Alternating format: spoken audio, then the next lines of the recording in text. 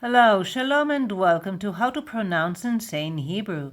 And in this lesson of Word of the Day, Milat Hayom is a very important word, privacy. How do we say privacy in Hebrew? And the word is pratiyut. Pratiyut. Pratiyut. Pratiyut. Private in Hebrew is prati. And privacy, pratiyut. It is very important to keep our life to ourselves. So we have to guard our privacy. Lishmor al הפרטיות.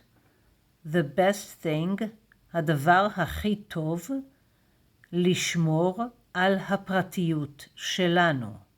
Our privacy, הפרטיות שלנו. פרטיות. You will find links to selected lessons in the description box below. Hebrew alphabet, Niqqud, derived stems, pronouns, and more.